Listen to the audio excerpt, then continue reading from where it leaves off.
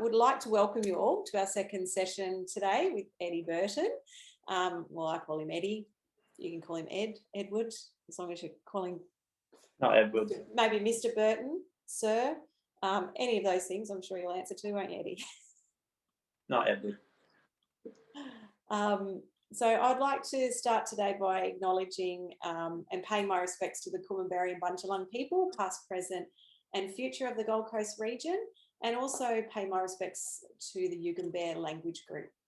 The SSN recognises strong connections of Indigenous people to their country, of their ancestors, and we value all that Indigenous elders, past, present and emerging, have to teach us about how to live sustainably.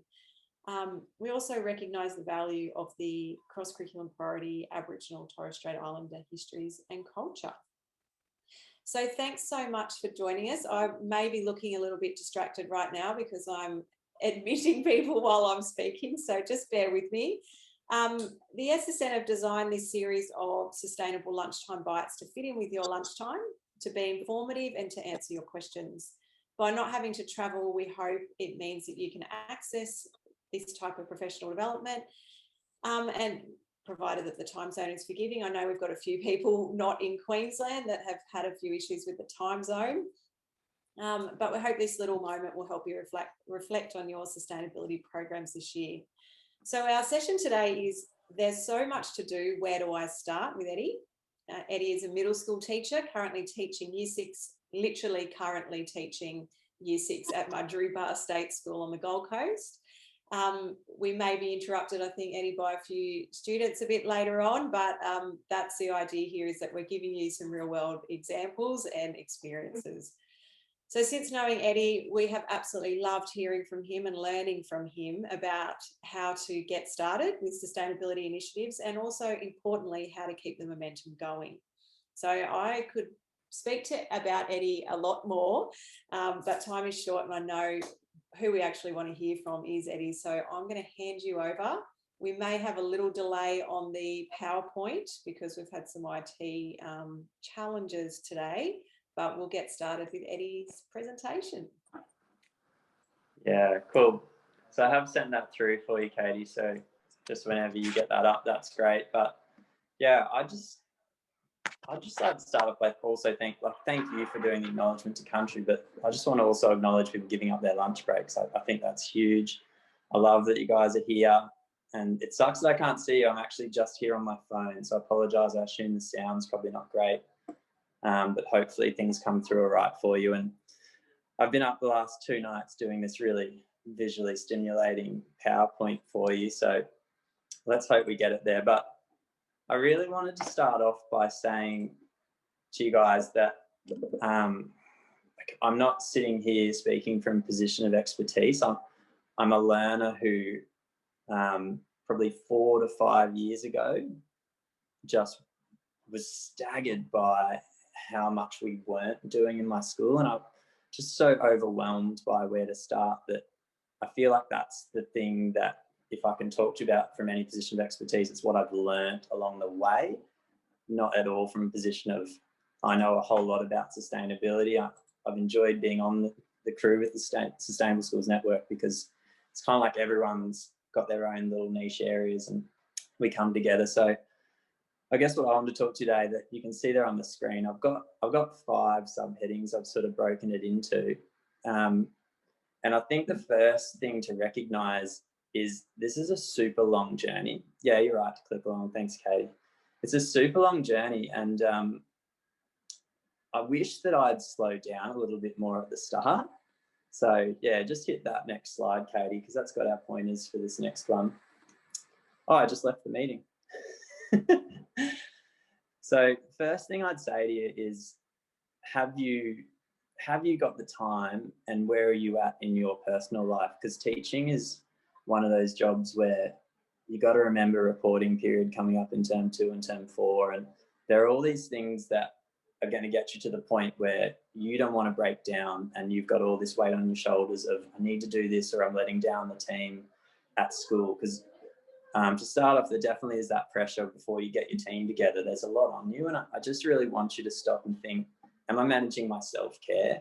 And I think the most important way to do that is to start small. Like, just choose one priority or outcome that you're really passionate about. And mine is waste, or I hate the word waste, I like the word resources, but waste at schools. So when I talk today, I'm going to talk to you from my waste perspective, but please put on your garden, your food, your curriculum merging hat, whatever you're interested in. It's really different for all of us. The next big tip is just take any small win you can get. Like, it takes a while to get any, but I feel like after a couple of digs, you sort of find that one gem that you can hold on to, and then it's all about holding that up to people and showing it off. So I don't want to be pessimistic, but I just popped this little bit in on the slide, Kate. If you could just hit the next bit. This is my like idealistic view. I was like, oh my God, if I come up with all these great ideas, it's just going to work. But don't assume just because what you're saying makes perfect sense that people will listen, or just because it's so obvious. You know, it can be infuriating, but we need to remember that everyone's got their own lens, and someone else's grammar and accuracy and spelling might be your resource management at school, and just recognizing and accepting that about your staff.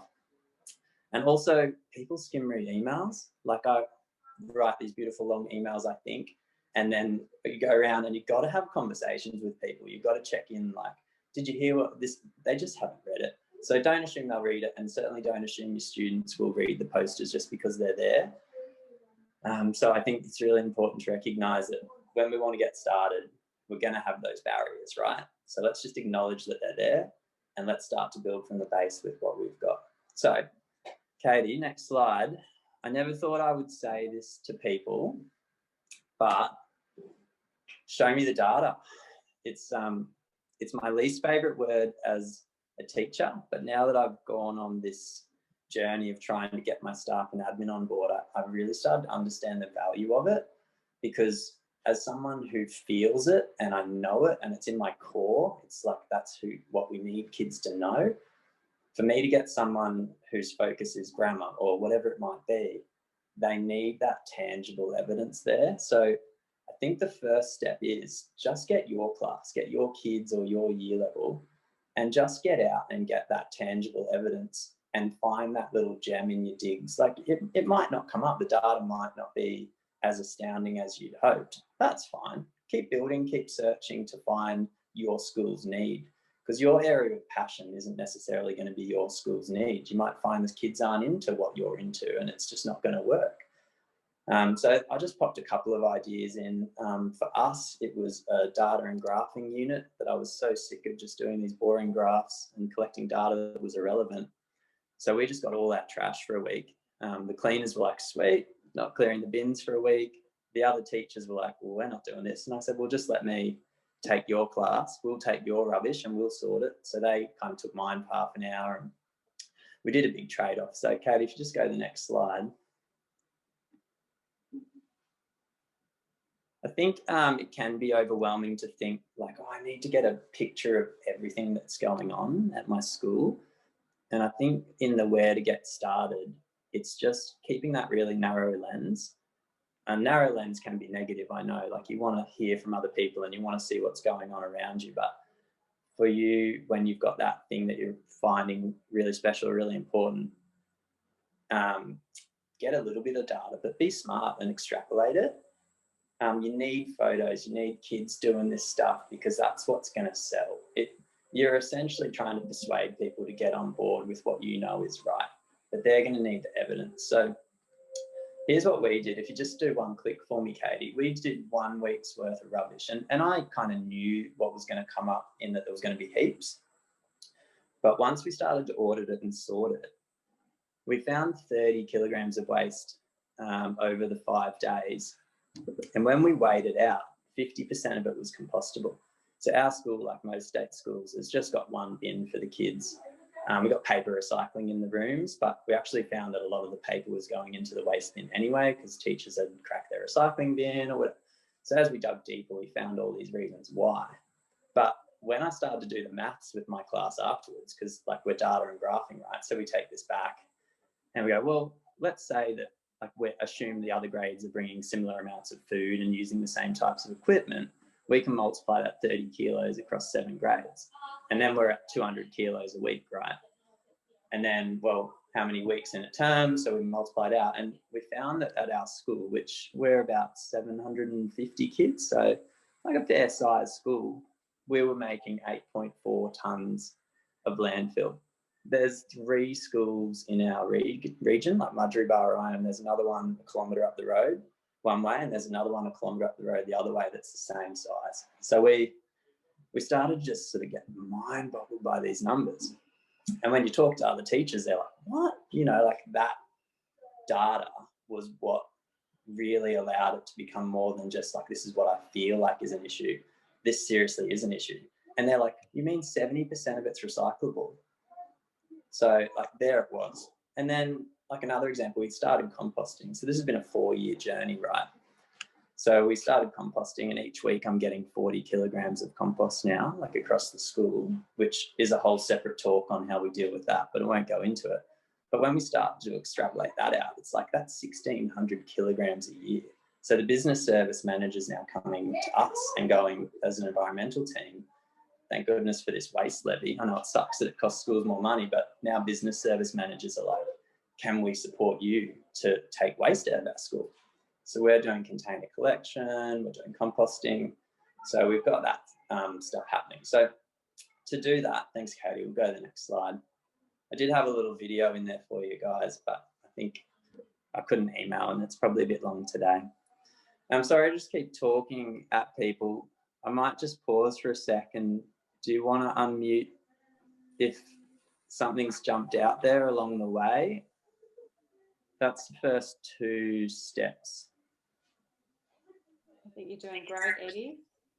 Yeah, cool. Yep. Well, Yeah, I did a waste audit at Empire Bay in the Central Coast yesterday, and we had 27, you know, around actually 30 when we counted all the uneaten, unopened food. 30 kilos of food in one day at a school with 500 or 480 kids. Yeah. crazy. And I see you just single bin system there as well. Yeah, they try and collect some of the refundable containers, and they have food scraps in about, there's 20 classes, and about 5 of the teachers are willing to have a food scrap bucket. So with that represented about, I think it was about 5 kilos of food went in those buckets, and the other 25 was, in the mixed waste in the bins.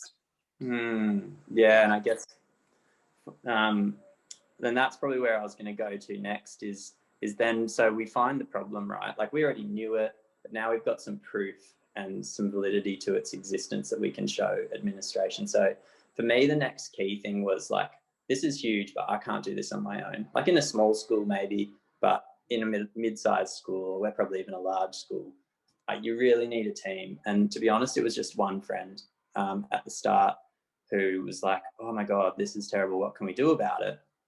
And so I've learned over the next couple of years, like we probably isolated ourselves and thought like it's all on us. But the more we started to talk and the more we let people in, like I don't know how many cleaners are around most schools. I guess it depends on what size. We've got like a 5 to 6 team of cleaners, and we all know each other. We're all on first name basis already. But we started to have conversations about like how they were feeling about the waste at school. And the cleaners are the ones who are like at the end line. They're dealing with it all the time. So I think finding out who your friends are in that cleaning team, because most of them hate, when you chat them, they hate chucking out all this rubbish every day. Like it's more work for them, as well as they feel sort of passionate. Often they've got into that because they're interested in that side of things. So we ended up with one of our cleaners on our committee team. When I approached our principal and talked about the starter, she was so excited, like to the point where she was bringing in like pawpaw seeds, and she's like, let's get in the garden. I was like, cool, not where I'm going, but great. Principal's down in the garden. We've got a new principal now since, who's also excellent. She like on our staff PFD days, she's outlining us for the way that we're planning. We're working as a team as a sort of assigned to other staff. So it's really exciting. But so getting a team together is really important, and diversity to your team. I think so many of us that are environmentalists at heart or really passionate, we can create a bit of an echo chamber in that we all like, why don't people get it? You know, let's do this, let's do that. And we've got all these brilliant ideas, but I think valuing that diversity in your team is the next point there, Katie. And that comes from the conversations with people. Like now, Ange at the front office she's like emailing me. She's like, Eddie, I didn't get the minutes from the meeting. Can you let me know? Like, 'cause she can't come to our afternoon meetings, but she's like, we need to change the bins in the staff room. And so that all these people start talking. Once you get your small team together, people seem to come to it. I've been surprised how many people I didn't think cared that do. So Elsa's there for a reason. She's not just there because it's, you know, like a sick movie. I think it's so important to let it go a little bit, especially like for me, I was probably the person who ignited it. So I've got to feel this like sense of ownership. But since we've had such a diverse team, people are really passionate about bringing less waste into school. So now we've got the nude food wrapper team, and one of the teachers manages that. We've got a teacher aide who's doing lids for kids because she's like, what are we doing with all these containers? Can I please do this? And it's just like awesome, you know, like silo off your roles, like allow people ownership of that passion and then come together on it. And we're achieving so much now, like to the point where we're covering curriculum planning this year because that's what the survey feedback said. We're container, we're composting, we've got garden clubs. So like all this stuff, it's 4 to 5 years. And I know this is a getting started kind of talk, but down the line, once you start having those conversations and you've nailed your one area, that's when you can start to spread. And once I'm confident in my composting area, the team's taken and got confidence in their areas. So let it go. I think it's really important. It's hard because I think sometimes people don't do it the way I would like. But I'm learning. And what's the next point? Oh, yeah, this is a classic for me. Our chats can often be so informal that we're like, what were all those great ideas we had last month? You know, so actually really, I never thought I'd be a data and a minutes person because that's not where my brain usually is at, but I'm learning from our diverse team. The lady that keeps the minutes, I'm so thankful. So I think keep it in writing is really important. Even if you're not that type of person, see if someone is. All right, cool. Well, let's move through because it's what, 1:47. I've got Bella. Oh, we've got like 15 minutes. So you got your team and you feel like you've got those passions, but I'd really encourage you to sit down as a team and write an initiative brief. Again, this is something that someone made me do. Like our principal said, cool, like what you're doing, but I want to see it in writing so that it wasn't just a whimsical thing.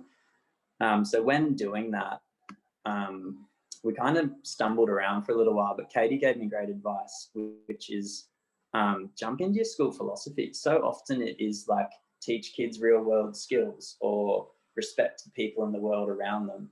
And once you embed that in your ideals, when you go and chat to your principal, it's like, well, I thought our school's ideals were this. So I'm trying to help there. Can you support me in this way? And I think most principals are obviously super busy, but they are people.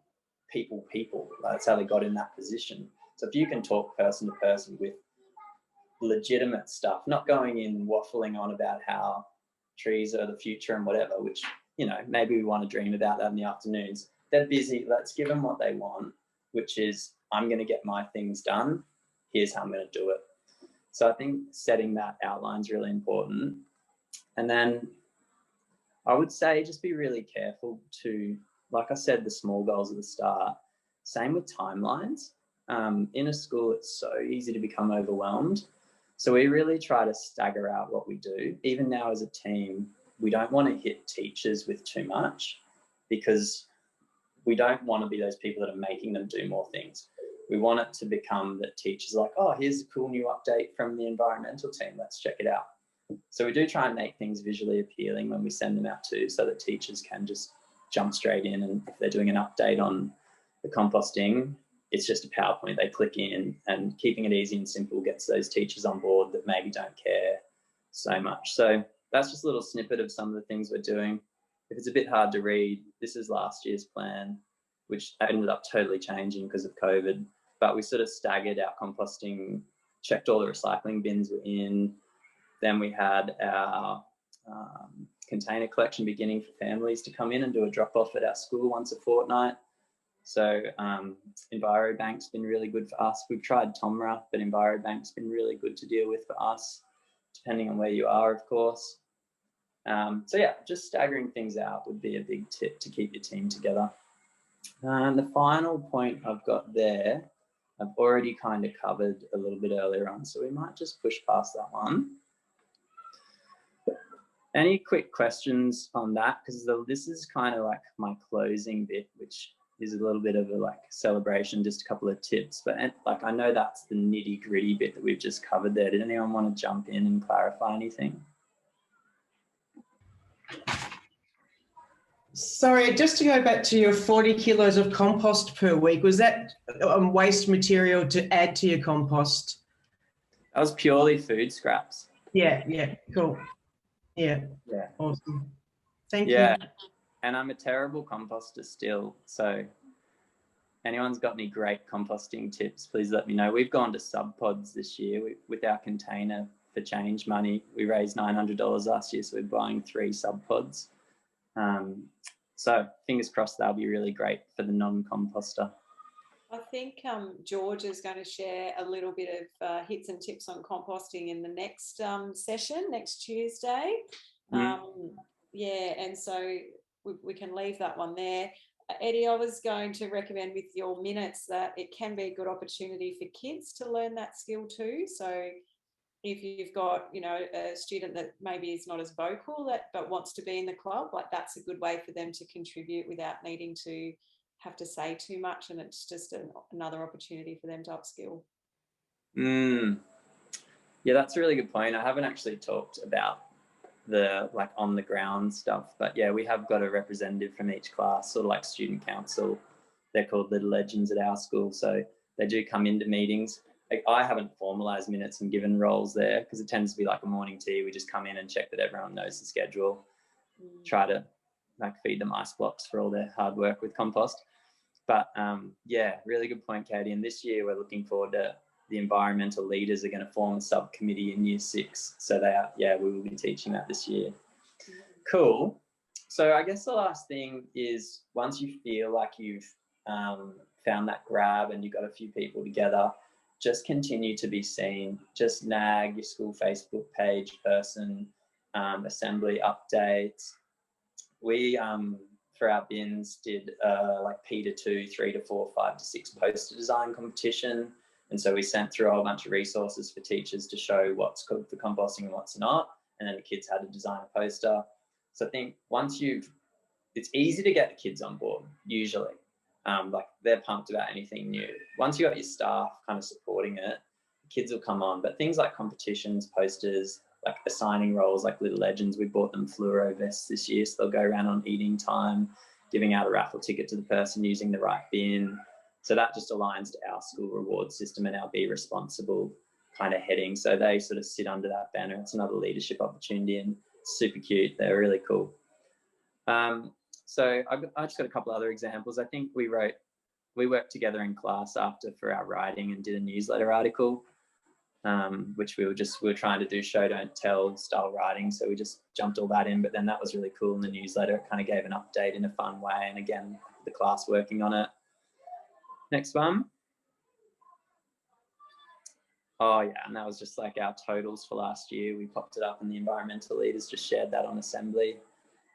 People are pretty staggered when you give them the numbers. And I think it's important to put it in context for kids too. Like when you say 8.4 tons, they don't really understand, but just trying to find those analogies that can help them understand. So we actually converted it to days worth of electricity, which when I started thinking about it was probably maybe more confusing, but we were doing energy in year 6. So we were talking about coal. So we were like, well, I wonder how much energy that is.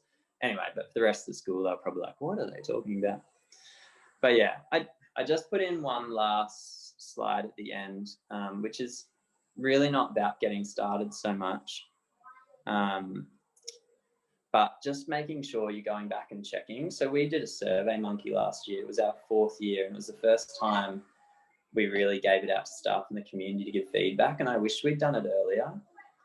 So Katie, if you just click through, we got, oh yeah, that one's in there again.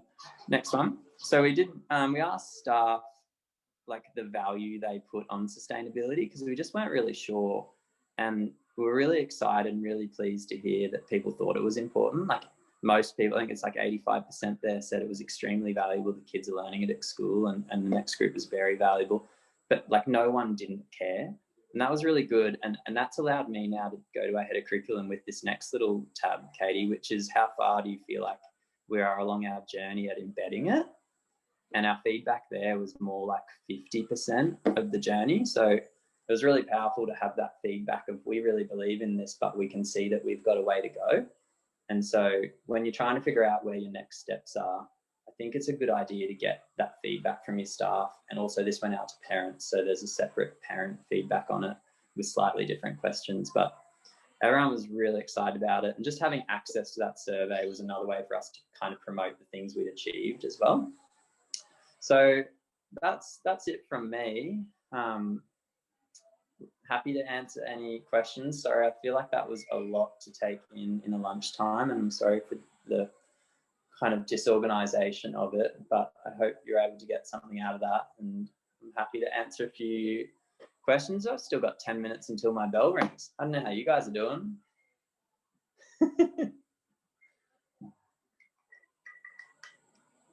I'll stop sharing that so we can get you all up on the screen if anyone wants to turn on their videos, although those that might need to go back to school in 3 minutes and 5 seconds, fair enough.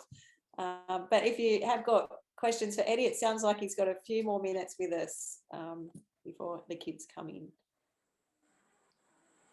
I'm happy if you want to, I can probably type my own email in the chat actually on my phone, but feel free to shoot me an email and with any more detailed questions too.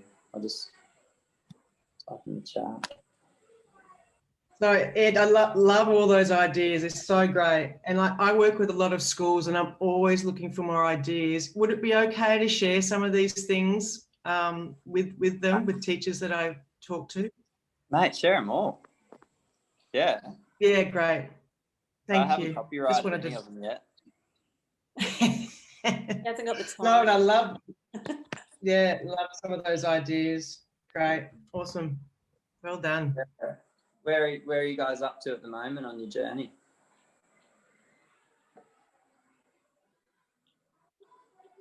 Me or everyone else? I work with schools. I'm from Subpod, and I work with schools.